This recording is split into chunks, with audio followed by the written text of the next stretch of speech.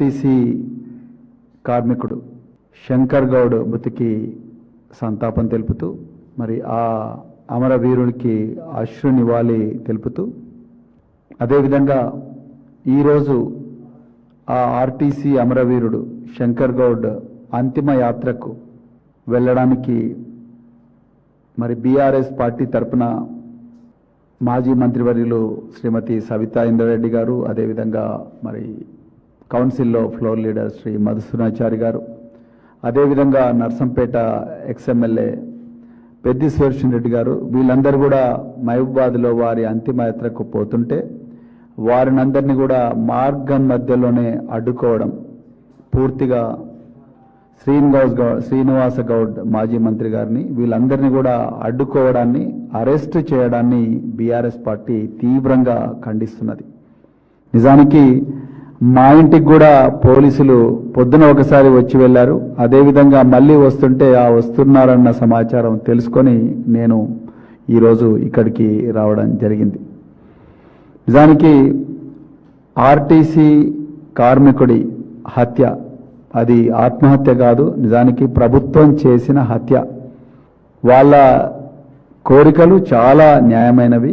వాళ్ళు రాజ్యాంగబద్ధంగానే సమ్మె నోటీసు ఇచ్చి చాలాసార్లు కూడా సంప్రదింపులు జరిపి దాని తర్వాతనే వాళ్ళు నిరవధిక సమ్మెకు పిలుపునిచ్చిండ్రు. ఎక్కడ కూడా బస్సులను దగ్ధం చేయడం కానీ, వాళ్ళ ఉన్నతాధికారులను కొట్టడం కానీ, యాజమాన్యాలను ఇబ్బంది పెట్టడం కానీ అవన్నీ చేయలేదు. అంతా కూడా పద్ధతి ప్రకారమే చేసుకుంటూ వస్తున్నారు.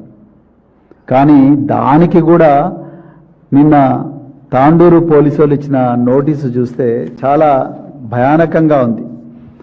ఆ నోటీస్ ఏం చెప్తుందంటే, తాండూరు పట్టణ పరిధిలో గల టెంట్ హబ్ షాప్ ఓనర్లు, ఫంక్షన్ హాల్ ఓనర్లు, కమ్యూనిటీ కన్వెన్షన్ హాల్ ఓనర్లు మరియు అసోసియేషన్కి సంబంధించిన వ్యక్తులందరికీ తెలియజేయమనగా, ప్రస్తుతం ఆర్టీసీ కార్మికుల సమ్మె నడుస్తున్నది.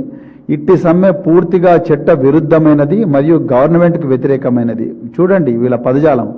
ఇట్టి సమ్మె పూర్తిగా చట్ట విరుద్ధమైనది మరియు గవర్నమెంట్కి వ్యతిరేకమైనది. ఇట్టి సమ్మెకు ఎలాంటి పర్మిషన్ లేదు.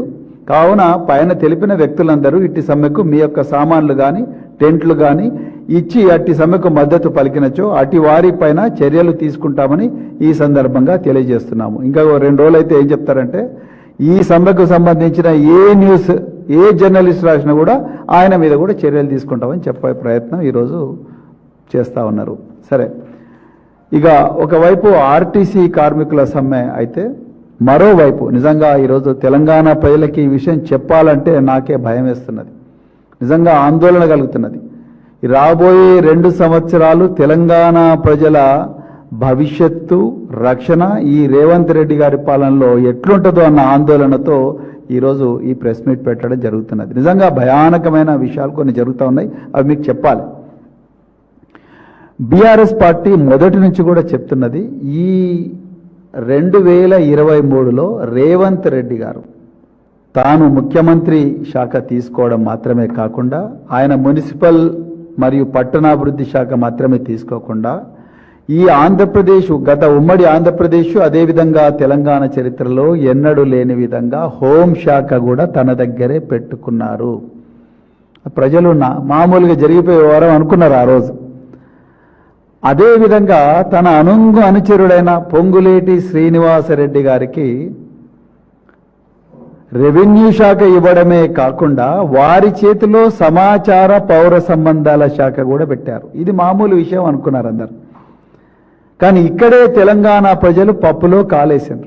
దాని పర్యవసానం ఇవాళ అత్యంత భయానకంగా ఉన్నది. అది కనిపించడం లేదు, కానీ అత్యంత భయానకంగా ఉన్నది. బద్దలు కావడానికి రెడీగా ఉన్న అగ్నిపర్వతం లాగున్నది తెలంగాణ పరిస్థితి. ఇలా తెలంగాణ ప్రజలు గుర్తించాలి. నేను ఒక్క విషయం చెప్పి, ఇప్పుడు ఆర్టీసీ కార్మికుల సమ్మె, నేను ఇప్పుడు ఆ నోటీసు గురించి నేను ఇంతకుముందే చెప్పిన, ఇది హోంమంత్రి మరి రేవంత్ రెడ్డి గారి ఆదేశాల మేరకే ఈ నోటీసులు వచ్చినాయి. దాని గురించి నేను తర్వాత చెప్తా. ఈ శంకర్ గౌడ్ మరి ఎందుకు ఈ ఆత్మహత్య యత్నం చేసి దురదృష్టవశాత్తు నిన్న ప్రాణాలు కోల్పోయినది తర్వాత మాట్లాడతా. కానీ నిన్న నేను తెలుగు స్క్రైబ్ అనే ఒక social media handle, Telugu scribe అనే very popular social media handle, దానికి నేను కూడా సబ్స్క్రైబర్. ట్విట్టర్లో, ఎందుకంటే ఈ దేశంలో నాకు అందరికీ ఎన్ని హక్కులు ఉన్నాయి, నాకు కూడా అవే హక్కులు ఉన్నాయి. రాజ్యాంగంలో ఆర్టికల్ 19 ఈ 140 కోట్ల మందికి ఏ హక్కులు ఇచ్చిందో నాకు కూడా అవే హక్కులు ఇచ్చినాయి. తెలుగు స్క్రైబ్ అనే ఒక సోషల్ మీడియా హ్యాండిల్, చాలా పాపులర్ సోషల్ మీడియా హ్యాండిల్. ఆ సోషల్ మీడియా హ్యాండిల్లో నేను ఒక న్యూస్ చూసిన. వాళ్లకు తెలంగాణ ఇంటెలిజెన్స్ డిపార్ట్మెంట్ నుంచి ఒక నోటీస్ వచ్చిందంట.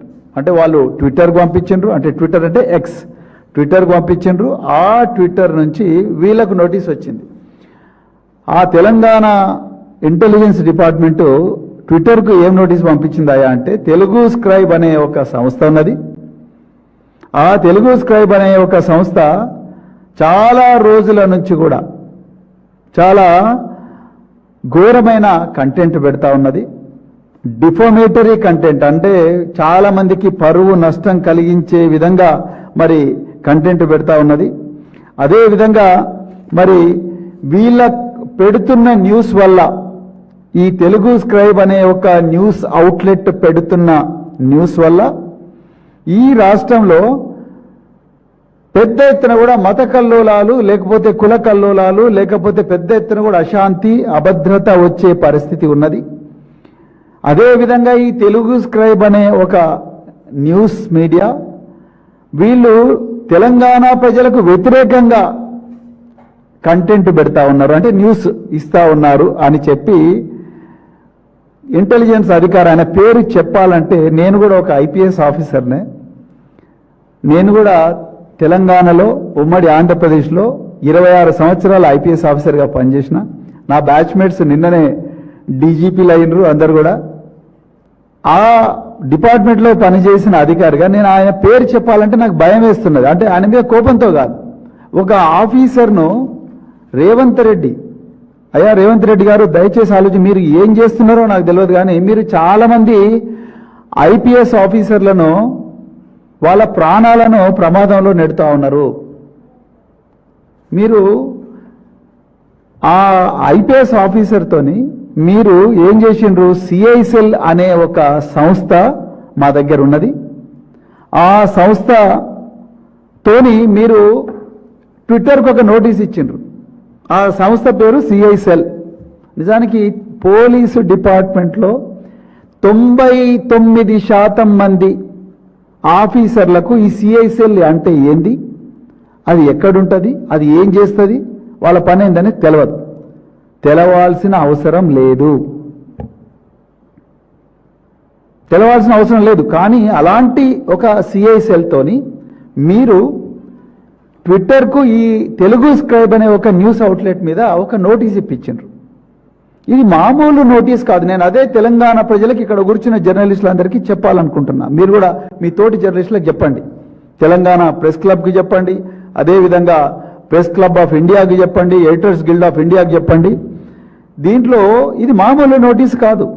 ఇది 94 BNSS కింద మాత్రమే కాదు, భారతీయ నాగరిక సురక్ష సంహిత మాత్రమే కాదు, ఇది అత్యంత క్రూరమైన the draconian unlawful activities prevention act 1967 మరియు అమెండ్మెంట్ 2008 యాక్ట్. అంటే ఏందయ్యా అంటే, యాంటీ టెర్రర్ లా అని ఇండియాలో ఏదైతే ఉన్నదో, ఆనాడు మేము చిన్నగా ఉన్నప్పుడు టాడా ఉండే, దాని తర్వాత పోటా వచ్చింది, ఇప్పుడు మన తరానికి UAPA unlawful activities prevention act 2008.